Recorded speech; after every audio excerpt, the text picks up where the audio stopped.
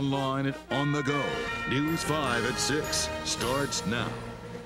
Good evening, everyone. We begin with news breaking right now. The death toll climbing tonight. 9 confirmed dead right here in the tri-state from one of the worst disasters to hit this region in a very long time. Tonight, recovery efforts are in full swing as crews try to reopen roads and search for any survivors. Here's the very latest on what we know. Right now, the tri-state death toll sits at 9. On the wider scale, 39 people are confirmed dead in 5 states, 20 of which were in Kentucky alone. Our live team coverage takes you from northern Kentucky and Indiana to Claremont County. And that's where News 5's Todd Dykes is. Todd, residents were just allowed back in their homes. Have you seen people returning?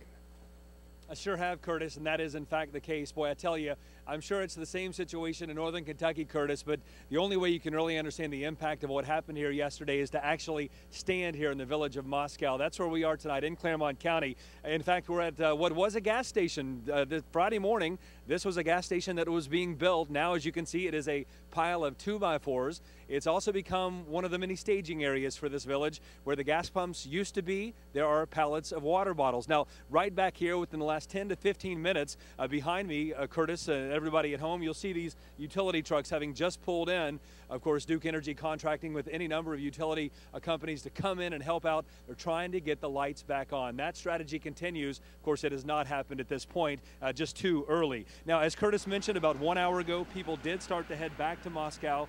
They're going to be checking their homes, having a short time to do so. We know that fresh water, portable generators are sure to be in short supply. Today, we did have the chance to walk the streets of the village. We saw house after house either flattened or severely damaged. And at this point, it appears around 60 homes were impacted by the violent weather. The big story in this small community, though, not necessarily the damage, although that is severe, but it's the fact that 1 woman died here and 2 men died not far away in the town of Bethel. But again, tonight, what's happening right now, about an hour ago, homeowners did start to return home. We saw car after car come down the local route here, and you could tell there were any number of people in those cars. Their faces very anxious. They were wondering exactly what they're going to be faced with. Now, let's take a closer look now at what happened last night and what life has been like today. And for more on that, the latest on that, here's News 5's Adam Clements. Friday's devastating storms that ripped through the tri-state caused irreparable damages and left this small river community picking up the pieces. The tiny town of Moscow, Ohio is now hard to recognize. Dozens of families are now completely uprooted from their homes as a long road lies ahead in rebuilding this tight-knit community. In Moscow, Adam Clements, News 5.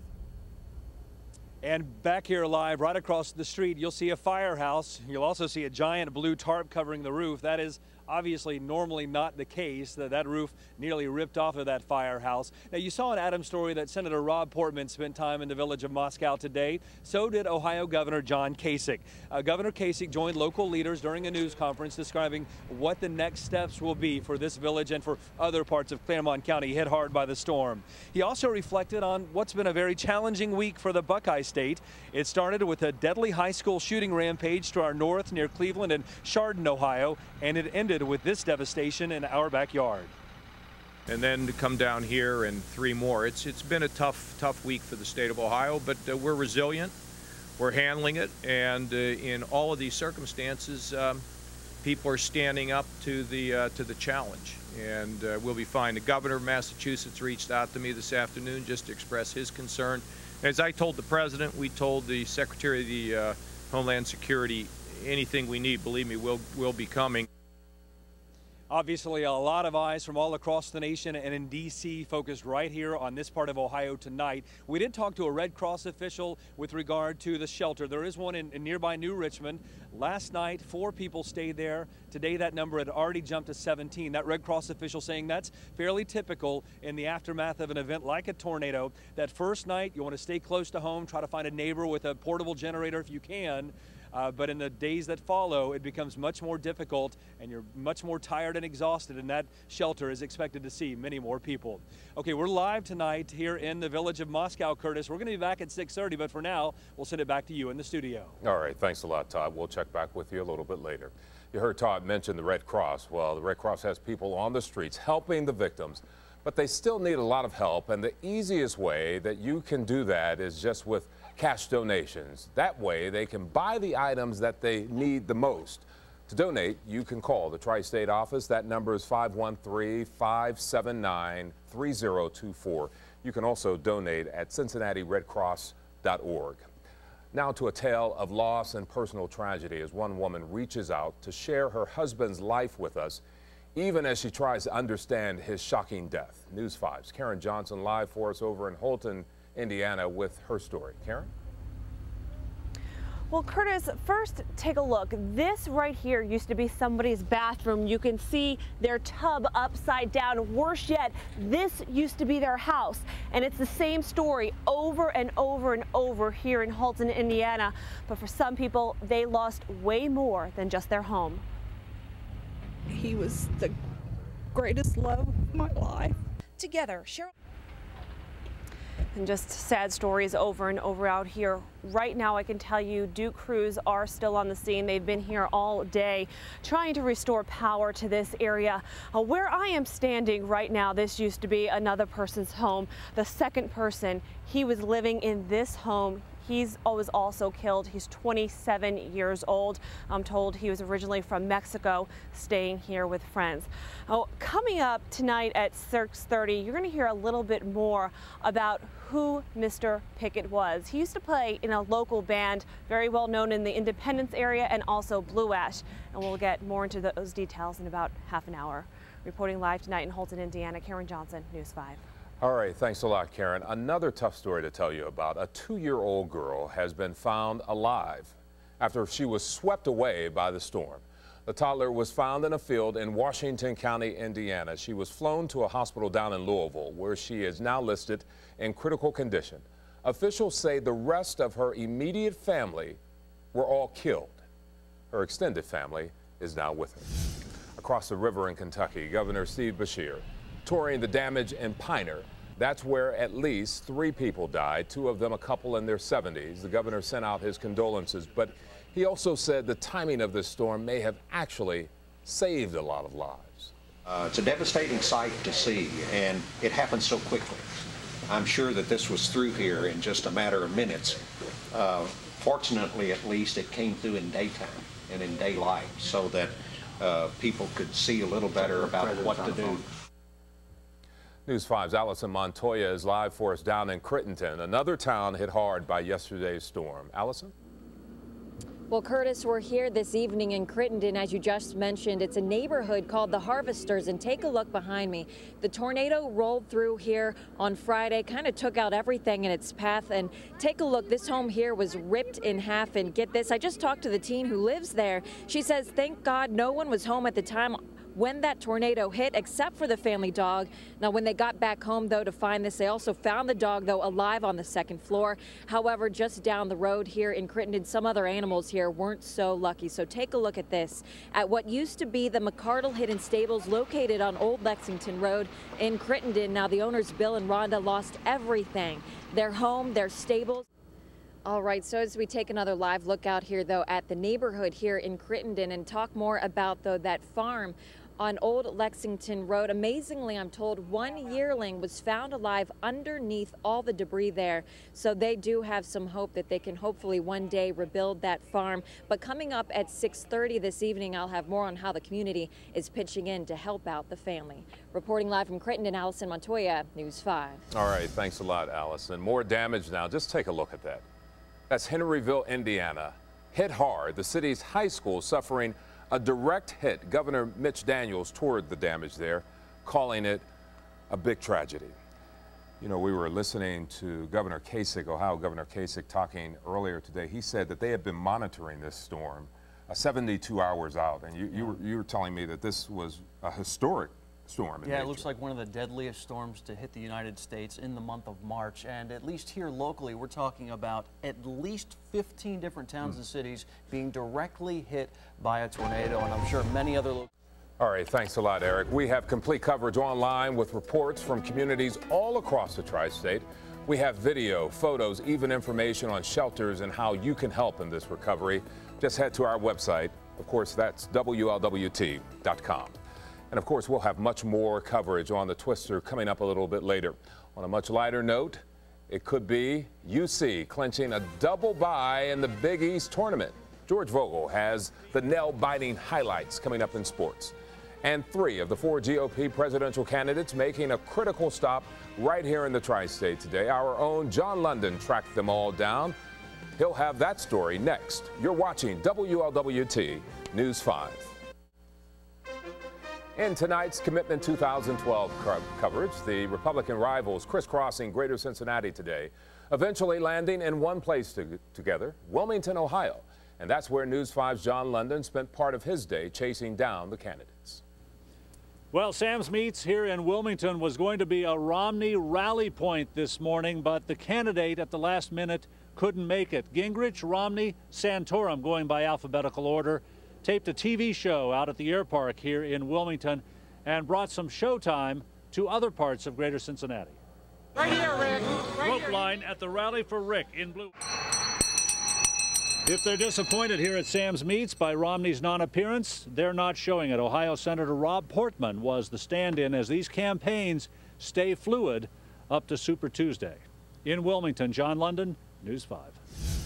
Now, we reached out to all the candidates who were in town for a one-on-one interview, and only Governor Romney agreed. So tonight, he's sitting down with News 5's Cherie Palello. They'll discuss his campaign, the economy, and why he believes he deserves the Tri-State's vote. You can catch her interview tonight on News 5 at 11. A must-win game today for Xavier, plus what you can do right now to help folks devastated by the Twisters. And great weather today for the cleanup effort, but unfortunately it looks like we have some snow in the forecast. I'll tell you all about that coming up. You're watching WLWT News 5. Welcome back, everyone. The Red Cross has 3 shelters open right now here in the tri-state to help victims of the tornado outbreak. You're looking at the shelter here at the New Richmond High School.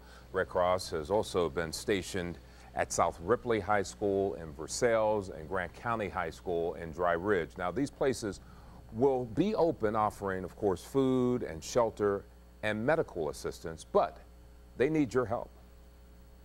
We need food, we need drinks, we need medical assistance if there's some doctors that would like to come and work with some of the clients. Now, we'll be passing this information along to you, but I want you to write this down. You can donate at CincinnatiRedCross.org or by calling the Tornado Relief Line at 513-579-3024.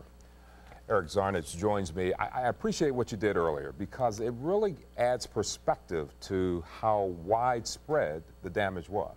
It was unbelievable. Welcome back, everyone. I'm Curtis Fuller. We begin with our top story tonight. The death toll now stands at 9 right here in the tri-state. We found out that a woman from Walton, Kentucky died when her car was swept off Interstate 75 during the storms. We have live team coverage for you of the deadly Twisters. News 5's Todd Dykes leads off our coverage from Moscow. Todd? Curtis, boy, this small river town about 20-25 minutes due east of Coney Island experiencing a Saturday night like none other. Everywhere you look, there are trees that are twisted. They are filled with debris. There really is debris scattered all over. Behind me right here, if you'll take a look, yesterday morning, this was a gas station that was under construction. Everything was status quo, but now it's a pile of wood, cinder blocks. Basically, the foundation for the store is all that is left at this hour on this Saturday. Now, if that were the extent of it, the violence of yesterday's storms might be a lot easier to swallow. But tragically, as we have been reporting throughout the day today, one person died amid the devastation in this small village of Moscow. That victim identified as village council member 64-year-old Carol Forsey. Now, in nearby Bethel, the Twister claimed the lives of 2 men, 54-year-old James Prater and 58-year-old Bill Adkins. And Curtis, back here live, this is a tragedy, of course, magnified by the loss of life, and that loss not limited here to this portion of Claremont County. For more on what's happening right now with our neighbors in Indiana, we're going to go live to Karen Johnson, who is in the very hard-hit town of Holton, Indiana. Karen? Well, Todd, when you see all of the splintered wood and twisted metal and all of the damage, it's hard to believe that just yesterday this used to be a community. But then you see items like trophies and baby toys, and you realize, wow, this was someone's home. Who was he to you? He was a hometown boy. He lived on this street 59 years. His childhood home is the house that's standing, the first house down there, the yellow house. And if you look around, you can see piles of debris. Volunteers and families have been out here all day, pretty much stacking piles of what's left of their belongings. And I'll tell you guys, it really is not much. Now, the other person who was killed from this area is 27-year-old Armando Hernandez. I just spoke with his fiance. She just got released from the hospital. And yes, I say fiance. They just got engaged 2 days ago. And we'll have her very emotional story coming up tonight at 11. For now, live in Indiana, Karen Johnson, News 5. All right, Karen, boy, there are incredible stories all over the tri-state tonight. And back here live in the small village of Moscow in Claremont County, we can tell you that most of the approximately 250 people who call this a village home likely staying elsewhere tonight with friends, family. Maybe there are people who will be staying nearby and with friends who have portable generators. Going to be a tough night, though. It is very cold out here right now. That is certainly a challenge with the power being out. Now let's talk about northern Kentucky. Certainly the damage not limited to Indiana, southwestern Ohio. A lot of damage in northern Kentucky. Seemed to snake along a stretch of I-75 south and other parts as well. Allison Montoya joining us now live from Crittenden in Grant County with more. Allison? Well, Todd, we're here in Harvester's neighborhood in Crittenden. As you just mentioned, this place was just hit hard. Take a look behind me in this neighborhood. These homes are destroyed. Roofs are also ripped off of other homes in other parts of this neighborhood. And you can just see the sheer power of Friday's tornado. Now, also in Crittenden, just down the road here, Crittenden, but the horse community, you know, we all do. We rally around our own. So I have no doubt that the horse community will come back and help that family out. And now we're going to send things back to Todd in Moscow. Todd? We'll take it, Allison. Thanks very much. And boy, one of the ironies of the situation here in the village of Moscow is that behind me is a giant Duke Energy power generating plant. It is somewhat ironic that about a quarter mile away, the outskirts of the village of Moscow, and there is no electricity tonight. Of course, the Duke Energy crews and the crews they contract with to try to get the power back on, and other local providers are working very hard right now. We're seeing them in action. We've seen them throughout the day today trying to turn the lights back on for those homes that are still intact here in this part of Claremont County, and just to get these people back online. That'll be the story in the coming days. But for now, we want to send it back to the studio and meteorologist Eric Zarnitz. Eric? Well, Todd, of course, things are much quieter now, but we wanted to go over the path of these 3 massive thunderstorms that moved through the tri-state. These white lines symbolize those massive supercell thunderstorms, and if you live along any of these white lines and you didn't see any damage, consider yourself extremely lucky. The tornadoes basically dropped. All right, thanks a lot, Eric. We have new home video of the twister that wiped out 2 Indiana towns. Plus our countdown to Super Tuesday. 3 of the GOP candidates in town today. You're watching WLWT News 5. In tonight's Commitment 2012 coverage, every minute counts as we inch closer to Super Tuesday. That's why 3 of the GOP candidates are in town right now. Rick Santorum dropped by the Crowne Plaza Hotel up in Blue Ash today for a rally, and a big crowd turned out. Recent polls show Santorum with a big lead here in Ohio. Newt Gingrich stumping for support in Tri-County this morning. The Tea Party rally took place at the Back Porch Saloon on Princeton-Glendale Road. Newt Gingrich and his wife greeted voters and talked about his vision for not only the country, but also here in Ohio. Governor Mitt Romney was slated to appear at a rally at Sam's Meats this morning in Wilmington prior to a taping of a national TV show. But that event was canceled after the breakout of severe weather Friday. Mr. Romney will still appear at the Wilmington Airport for a forum with his opponents produced by Fox News. Now tonight, Mitt Romney is sitting down with News 5's Cherie Palello. They'll discuss his campaign, the economy, and why he deserves the Tri-State's vote. You can watch her interview tonight on News 5 at 11.